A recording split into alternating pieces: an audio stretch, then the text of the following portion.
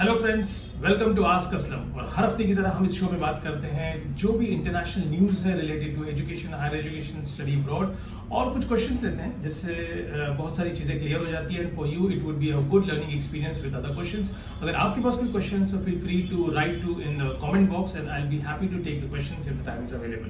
So let's begin with this week's first news. And the first breaking news, I would say, which is welcoming again after a little pause, US has resumed processing student visa interviews across its all offices in the world. और आपको पता होगा कि पिछले हफ्ते हमने share किया था, या उससे पहले हफ्ते भी, कि ट्रम्प ने नया डिसीजन लिया था कि we would like to check and screen the social media accounts of the international students who wants to come to US. अब उनका ये बहाना था, ये एडमिनिस्ट्रेटिव नया रूल था कि they wanted to check on you that what do you write on social media accounts, what are your views about few things related to terrorism, related to US, है ना. ऑफ कोर्स आप US पढ़ने जा रहे हैं तो वो नहीं चाहते ऐसे लोग आए जो यूएस से प्यार नहीं करते बट यूएस में आके पढ़ना चाहते हैं. ऑफ कोर्स कोई भी कंट्री नहीं चाहेगी. And also interestingly they said that those who are not having any anti semitic rule, यानी ऐसा रूल या anti semitic points of view, ऐसे पॉइंट्स ऑफ व्यू जो जुडिशियम यहूदियों के खिलाफ हो. So this is something which is very unique. He wanted to have a look. अभी हमको पता है कि यूएस में यहूदी लॉबी, जो ज्यूज लॉबी है, बहुत स्ट्रॉन्ग है ना. Maybe because of that he is under pressure that to check on whether somebody is saying something bad about them. और ये ज्यूज के बारे में बोलना, इसका मतलब ये भी है कि आप इजराइल के बारे में अगर कुछ खराब बोलते हैं या कुछ लिखते हैं तो maybe you will be screen and you will be question about that, and it may or may not lead to the approval or disapproval of your visa. So खैर, तो अब न्यूज़ ये आई है कि they are going to resume the interviews, so that's a good thing. So from 18 June they have announced that the interviews will be resumed, but still there will be a detailed screening of your social media account. So what you got to do when you are making an application, you got to reveal your social media account handles, account name, so that they know that this account belongs to you, and they can keep screening, they can keep a check on what all you writing, and is there something which is objectionable, so that they can ask you a question, they may check on your authenticity as a student to enter into US. Well, इससे एक चीज़ तो है कि ये पूरा जो process है visa का थोड़ा स्लो होने वाला है. तो इसके लिए if you are looking to go to US and you would like to join the upcoming intake, please keep some extra 15 to 30 days in your hand, considering this process will put a pressure on the visa officers to clear the visa process. Maybe you will have little later than usual interview appointment dates available for you, because they would like to maybe have a check on you before, even if they want to call you for the interview. And also during the time of interview they may ask you some questions related to that. With this, we will move to the next report, and this report is coming from Germany. Well, अब ये जो चीज़ें हो रही है US में, Canada में, और कुछ चीज़ें हम सुन रहे हैं यूके में बहुत ज़्यादा कुछ खास नहीं हुआ है, बट हाँ, they have decided to reduce the stay back option period from 24 months to 18 months. इन सब का फायदा बाकी अच्छी कंट्रीज उठाना चाहती है. बाकी अच्छी कंट्रीज का मतलब ये है बड़ी countries. So Germany has taken big advantage, or he is taking a big advantage over this particular news. और जर्मन एम्बेसडर्स ने हाल ही में इंटरव्यू में, जो जर्मन एम्बेसडर टू इंडिया हाल ही में इंटरव्यू में कहा है कि we want professionals, we want Indian students to come to Germany, study with us, become a professional and be available for a better career. And while saying that, he also made a very strong, bold and specific point that we do not also check your social media accounts. So he of course said jokingly, knowing what's happening in US, but that makes you feel happy about Germany, because as we discussed earlier program maybe, okay, the countries which are welcoming Indian students, why will not we go there rather than going to the country which is little cautious on recruiting or getting the students into their country. So well, यहाँ पे कुछ data है which is very interesting for the students who would like to seek the alternative to US, Canada and UK in this given scenario. 35% increase German government has registered in terms of international students, especially coming from India to Germany. And out of that, they said that 50,000 Indian students at the moment are enrolled in German university, which is a big number. And that makes Germany among the top 5 destinations for the Indian students to study abroad after US, UK, Canada, and Australia. So Germany has become the top 5 study abroad destination. There are various reasons why students are finding Germany as a best alternative to these top 4 ones. First and foremost is the affordability. German universities are known for the high quality of education for last many years. Einstein and all the big names you name in the different fields of science, for this Nobel award winners to even athletes, they all come from Germany, and hence it makes a lot of sense to look at this country as an overall holistic growth of a student. Secondly, the universities are highly subsidized by the public fund, it means by the government, and hence you do not have to pay the full tuition fees. The university can offer you anywhere between 30-40% to 100% tuition fee waiver. आपने सही सुना कि आपको ऐसे बहुत सारी universities है जहाँ पे ट्यूशन फीस पे ही नहीं करना है. You can study for free of cost. Have you heard these things anywhere in India happening? Never. But हाँ, हम ये फायदा उठा सकते हैं कि German tax payers, of course free है तो कोई ना कोई पे करता होगा, आपको नहीं पे करना है, but German taxpayers are paying for your fees and then you are taking an advantage of studying इन Germany for free. So that's an advantage why students are looking for Germany. So the tuition fee becomes very less affordable or don't need to pay. And the living expenses are relatively lower than US and UK. Hence, you can very well go and survive in Germany with the lower living expenses. Also, जो एक myth है हमारे Indians में, खासकर जब भी मैं parents से बात करता हूँ और कहीं प्रेजेंटेशंस देता हूँ स्कूल कॉलेजेस में, तो many people ask about Germany, do we need to learn German language, and that's a big myth. There are more than 2,300 programs in Germany which are taught purely in English language. It means you don't have to learn German language from the academic point of view. So you can very well go to Germany as we speak today. You don't have to learn German language for that matter, and there are many English taught programs across public universities as well as in the private universities and colleges. If you need more information on that, please DM to me or write in a comment box, and me or my team will get back to you with some options which you can explore for your next study abroad move. So that's another very important point. Again, those who are really concerned about their privacy, of course, you may not be comfortable to reveal your social media identity for various reasons.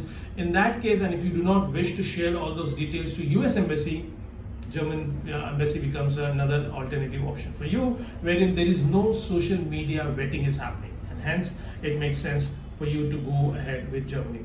Also, recently we have seen that in last 5 to 6 years, a lot of German universities, public or private, have made a tremendous effort to come to India and make academic collaboration. उनकी एक संस्था भी है DARD, which is working very actively here in India to bring these two education systems together, and hence you would find that there is a easy amount of acceptance among the employers, among the companies. There are many German companies which are operating here in India, and hence it would make a lot of sense for you to select Germany as a country in Europe, because the education is highly weighted, highly accepted and respected across the world. And when you tomorrow for some reason wants to come back to India, we have a lot of Indian and German companies who have got some kind of tie-ups that would help you to bring in your German education experience and work here. Apart from that, of course, don't forget that Germany also offers stay back option for the period of 18 months.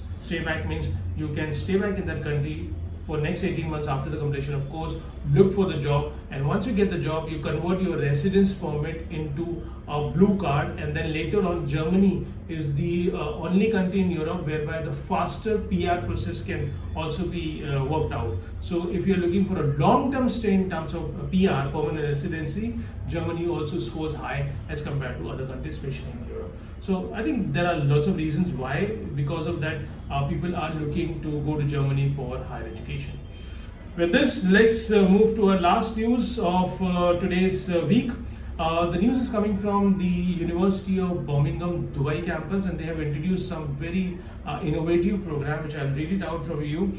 So they have introduced a bachelor in BSc in sustainability, wherein you can cover the sustainability program with the impacts on environment, urban system and development. And also they have introduced 3 very innovative, futuristic post-graduation program.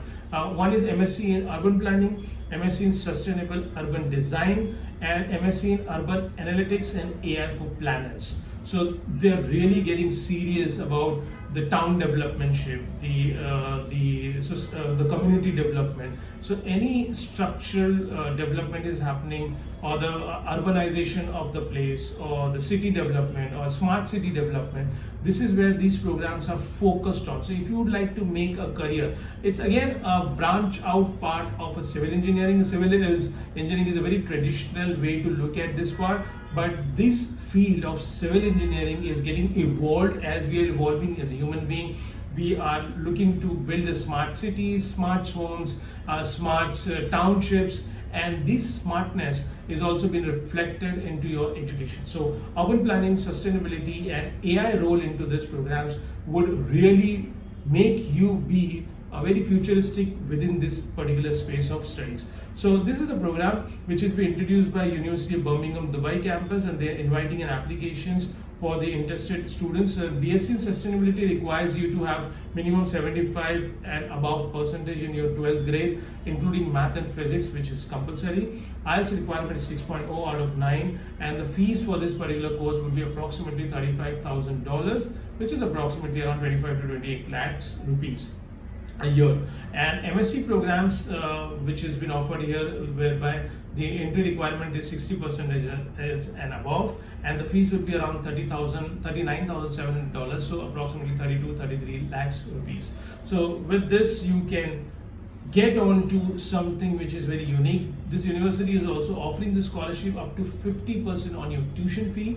If you have got a better academics records, for that you can contact the university or contact us, and our team will help you for the same.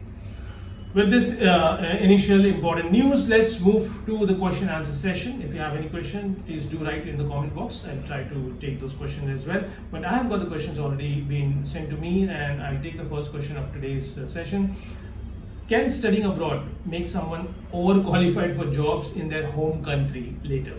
Well, it's been asked in another way that कि अगर मैं बाहर से पढ़ के आता हूँ तो यहाँ उसकी कुछ वैल्यू होगी या होगी भी नहीं होगी, ज़्यादा होगी. So इसको मैं मिक्स करता हूँ, then I will try to address this question.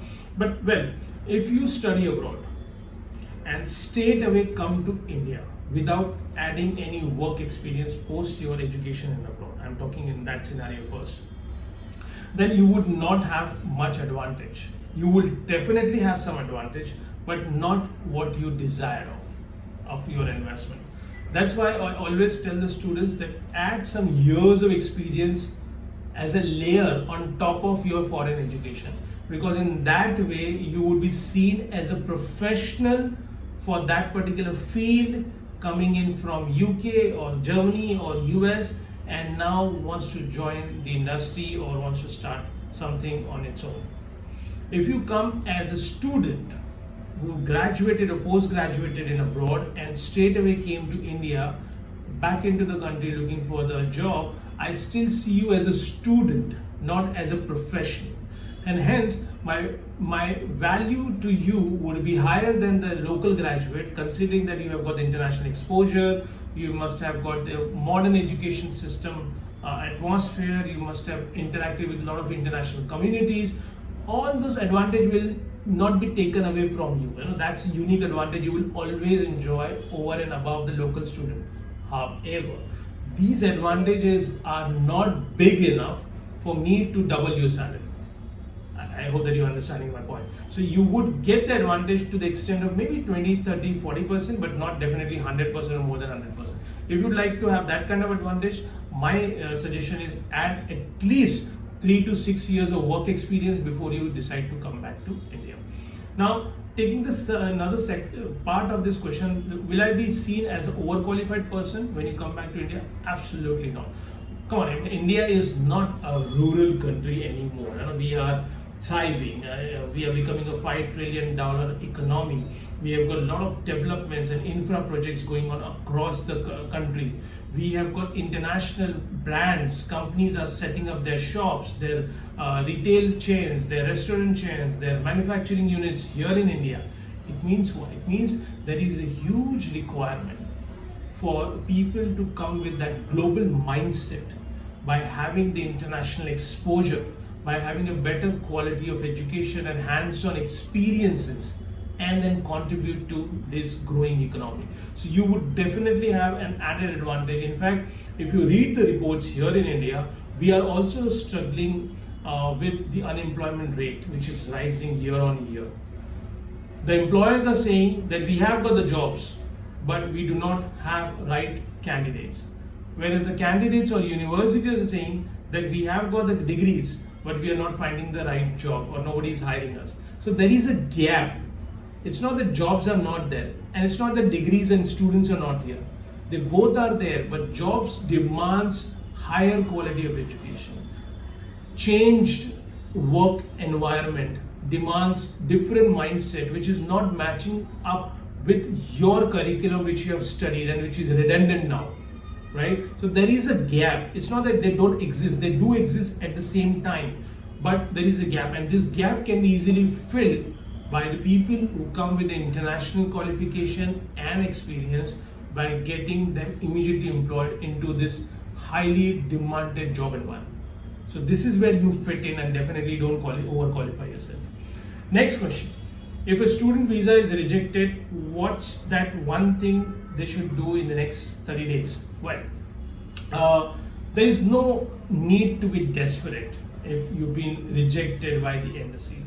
The best thing to do is to analyze what went wrong. It could be sheer miss of opportunity by way of you presenting yourself. If it is an interview based visa process happened, or it could be a miss of opportunity because wrong documentation which you must have produced at the embassy, or if not, then sheer miss of luck that for some reason everything was right, but embassy or officer did not approve your visa because of his own understanding and his own feeling that you may not be the person who should be getting the visa for the country, in spite of having right qualification, right amount in the bank balance, etc. So we need to analyze the situation, number one. Number two, we need to see that where and what went wrong. Sometimes embassy explicitly write in the rejection letter that what they didn't like, or what according to them was not correct. And if it is mentioned, then you can correct those things and apply again. They usually give you a time. With the situation A, you can re-appeal within that stipulated time, and if you think re-appeal is, I advise, is when you think that embassy made a mistake. Sometime, very lesser time, it may also happen. Like it happened in my 17 years of career, it has happened around 5 to 6 times, right? But it didn't happen. I mean, the rejection letter was saying something, and then we realized no, it's not true. The documentation was done as per the requirement, but maybe at the embassy level the documents were mismatched, confused with some other student, misinterpreted, and hence if that happens, then you should immediately go for the appeal, because you know that you were right and the embassy has made a mistake.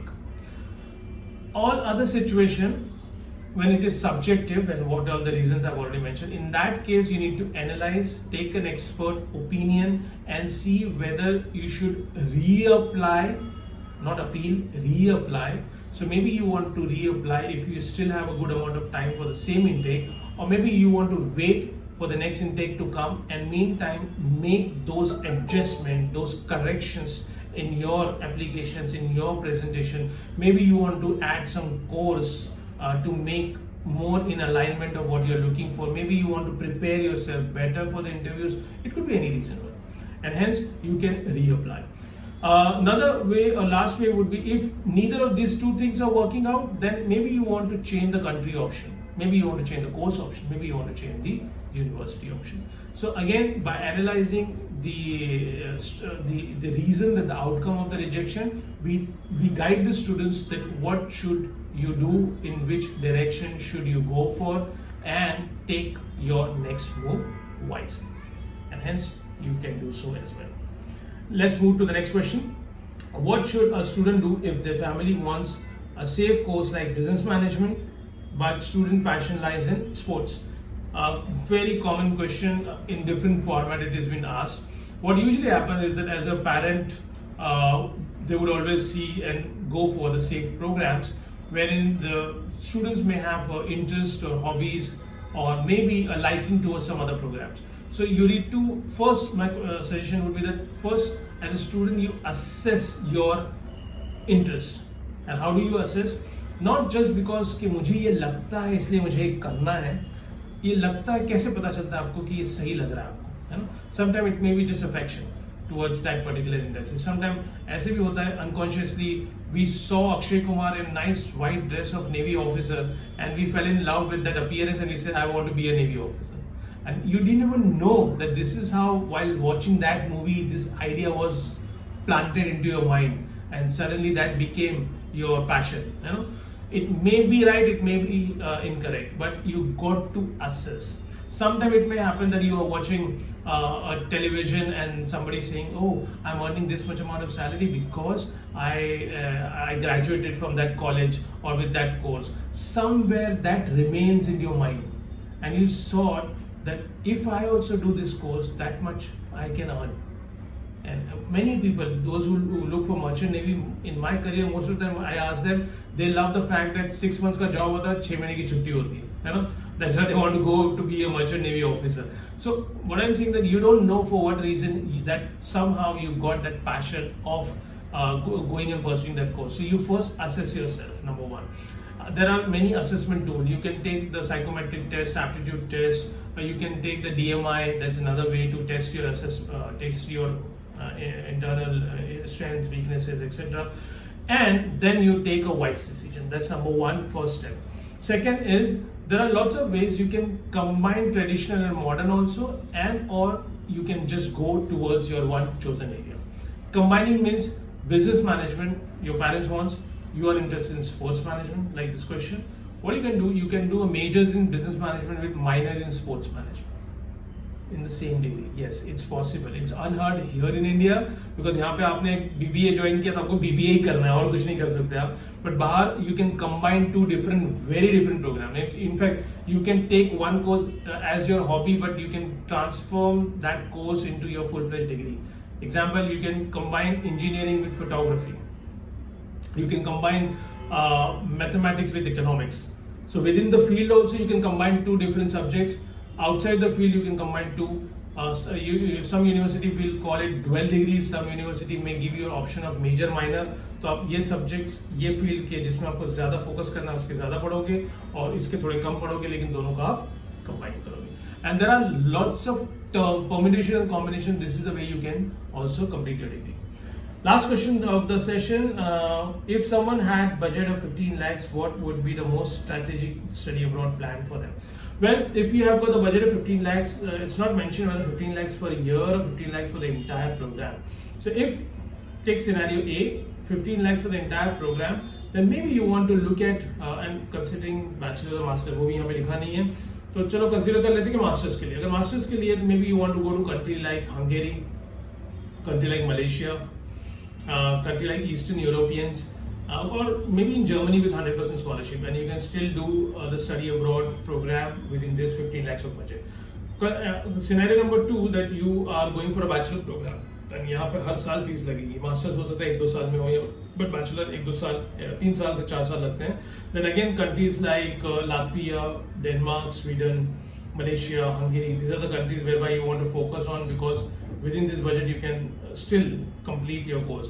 And most of the time these countries would allow you to work part-time, so you can expect that after 6 months, once you settle down in that country, you can earn enough money to pay for your living expense, so that you don't have to depend on your parents to get the money from India, and they can just support you for the tuition fees. The tuition fees in this scenario could be 3 lakhs to 5 lakhs a year. तो अगर 3 साल का course भी आप कर लेते हैं तो 12 9 लाख से 15 लाख, 9 लाख से 12 लाख के बीच में फीस हो जाएगी, और 3-4 लाख रुपए जो लिविंग एक्सपेंसेस के आप समझ लो कि स्टार्ट में आप लेके जाते हैं, बाद में आप पार्ट टाइम जॉब करके अपने आप उस पर डिपेंड रह सकते हैं अपनी अर्निंग पे. So that's how you can still manage with in 15 lakhs.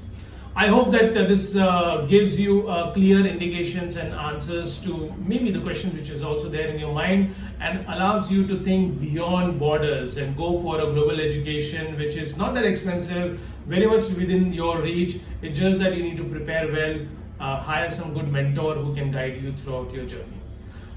We'll meet again next week. Until then, take care of yourself, stay safe and stay healthy. Bye-bye.